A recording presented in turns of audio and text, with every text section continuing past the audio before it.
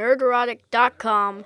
Welcome back to the Nerderotic channel. My name is Gary Beekler, and I come to you from nerderotic.com. And I did not want to do a Doctor Who video today. I don't have time, so you're going to have to listen to this one, warts and all. It's going to be pretty much one take.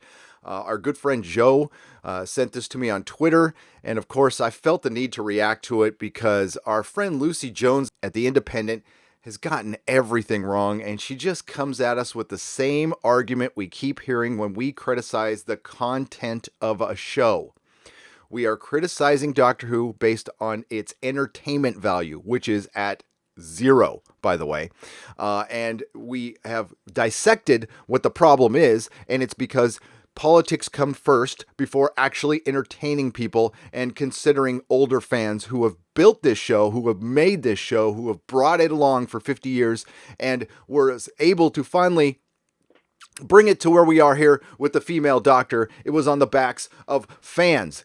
Doctor Who Backlash shows why it's time to bin the phrase politically correct, with actors Mandeep Gill and Tosin Cole recently defending the show from accusations of being too PC. Our columnist Lucy Jones, worldly traveled, worldly wise Lucy Jones, I bet, explains to me and you why people should stop using the term.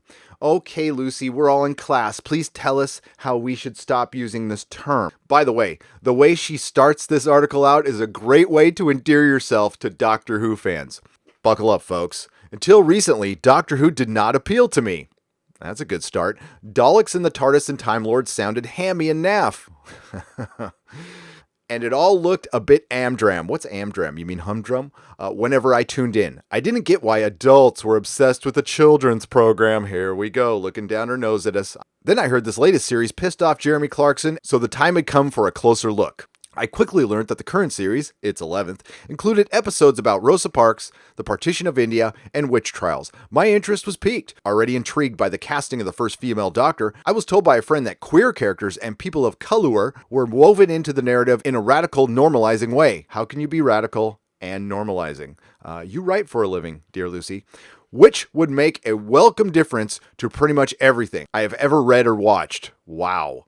So I decided to give it a go. Well, my name is Lucy, and I'm a Whovian. First off, I found the series refreshing. The first episode, Ryan Sinclair, a 19-year-old, is being taught to ride a bike by his grandmother and step-grandfather, a mixed-race couple. He has dyspraxia. I don't think I've ever seen a dyspraxia character on television. Jodie Whittaker soon entered as the Doctor, and it was thrilling to watch a brilliant actor as the lead. She's a fine actor. She doesn't have any charisma. We've talked about that, and we've gone over a lot of things. We have broken down what the problem is with this show and why so many fans are having a problem. And it's not just a few. And it's not because of people's skin color or who they sleep with. That's not it. By the way, since you're new, Lucy, there have been gay characters for quite some time in Doctor Who. We just had Bill, and of course we had the great Captain Jack Harkness, a fan favorite, who might be more popular than the current Doctor. So right off the bat, you're coming in and commenting on something you know dick about, for lack of a better phrase, Lucy. Just to be clear, Lucy, you were drawn into Doctor Who, a show that has been around for over 50 years, not from the episode Spearhead from Space, or The Ark in Space, or Robot. You were drawn in because Jeremy Clarkson complained about it. It met some superficial guidelines that you have on life. And dyspraxia? Okay. Excellent. We carry on. Lucy then goes on to recap her favorite moments of Season 11, which just so happen to be the most woke moments of Season 11. And this is the kind of fan the BBC wants with Doctor Who. They don't want a fan like us anymore. They don't want fans who buy action figures, who watch the show for entertainment. This is exactly what they're looking for. I continue. Although ratings for the series have been good, and critically it has been praised, the backlash from people online has been fiery. Some complain that it's trying to push a social justice warrior agenda, or it's too preachy or worthy. The phrase politically correct is the most common criticism. Even the Jeremy Vine show, which I've never heard of, asked its viewers if Doctor Who has become too politically correct. In a recent interview with Radio Times, the public relations arm of Doctor Who and the BBC, stars Mandeep Gill and Tosin Cole were asked to defend the series against claims of being too PC. and we have talked about this in previous videos. It makes me laugh because having the words "to" and "correct" in the same sentence is really bizarre to me. How could you be too correct about something? Says Gil, who plays Yaz. She's young. I don't mean to give her a hard time. Hey, we were all in our 20s. We all thought we knew everything back then, and then we got older and realized we didn't know shit. It's okay. Now we get the broad generalization, and now we get the same old argument that we've heard time and time again. I'll let Lucy use her own words. When I see the phrase politically correct or PC, I tend to roll my eyes and interpret it as a signifier of how a person feels about race, gender, sexuality, or ecological issues. What? In my early years of journalism, I moderated comments at conservative newspaper website PC Gone Mad. A very common epithet was always shorthand for tedious expression or disapproval at recycling, or a person of color, or a woman being given some kind of platform or attempt at equality. And then she asks, what does politically correct mean? And then I ask, didn't you just say in your early years of journalism you were a moderator on a right-wing website called PC Gone Mad? Well, she throws out a couple of definitions, which I will show here. The Cambridge Dictionary says somebody who is politically correct believes that language and actions that could be offensive to others, especially those relating to sex and race, that should be avoided. Collins defines it as demonstrating progressive ideals, especially by avoiding vocabulary that is considered offensive, discriminatory, or judgmental, especially concerning race and gender. It didn't quite help explain the barb of the phrase. The mystery remained. And then she goes after the word neutral. I read Clarkson's column, which took issue with the Rosa Parks episode and a male character who gives birth. The doctor has witnessed a man giving birth and has visited a civil rights activist in Alabama in the 1950s, he wrote. The BBC really is having a hard time with being neutral these days. The word neutral speaks volumes. What is neutral? Is it the straight, white Englishman?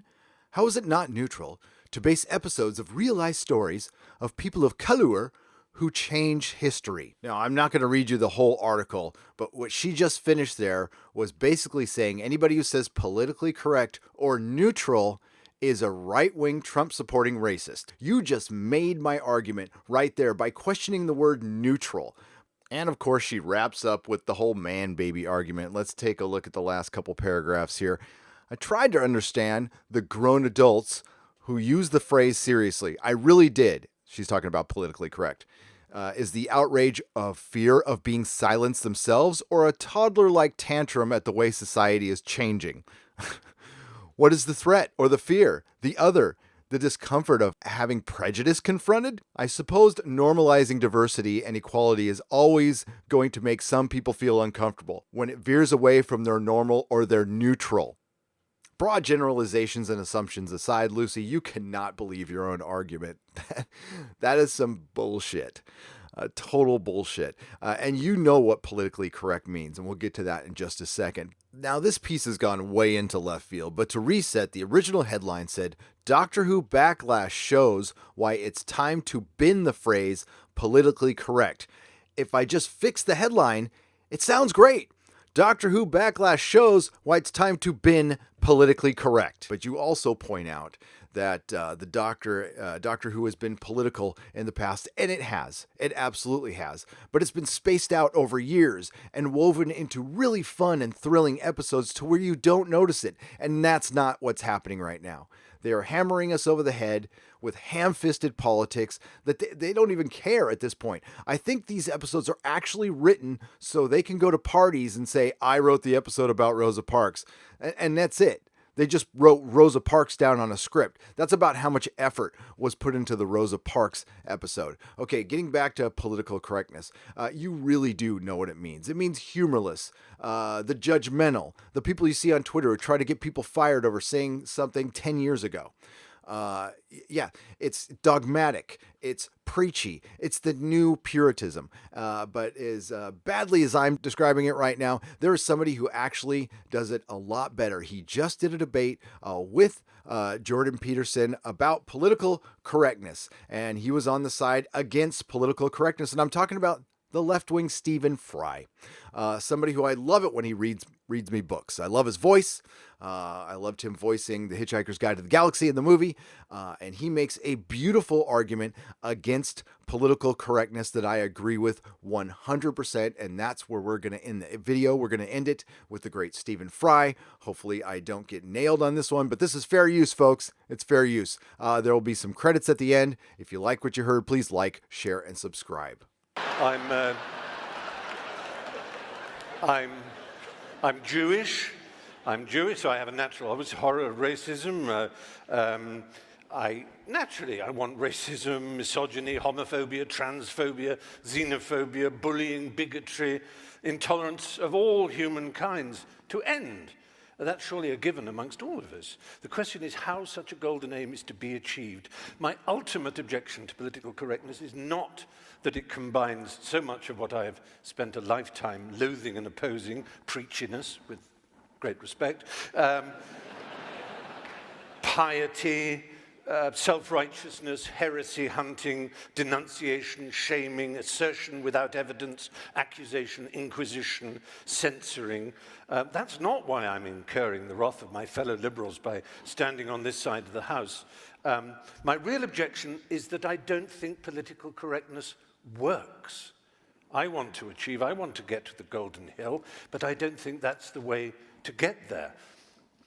I believe one of the greatest human failings is to prefer to be right than to be effective. And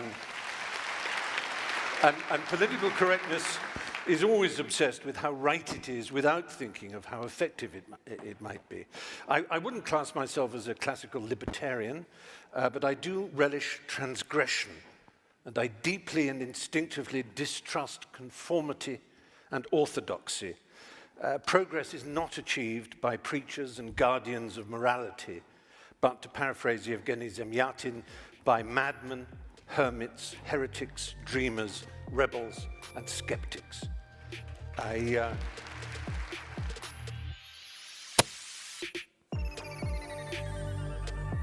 And to circle this back, yes, we're talking about Doctor Who, and I just want to watch Doctor Who and enjoy Doctor Who and be thrilled and have a laugh.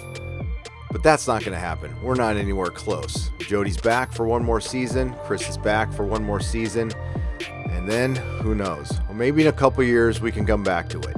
But until then, well, thankfully, there's 50 years of good Doctor Who to watch. If you like what you heard, please like, share, and subscribe. Please go to nerdrotic.com for our live streaming schedule. We do a lot of live reviews. We also do 3 live streams a week.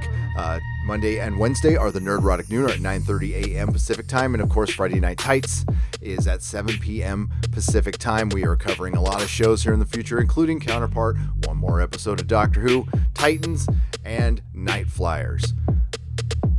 Whether you agree or disagree, whether you like this show or hate this show, I do truly hope you have a good day. You too, Lucy, and may the small folks sing songs of your greatness.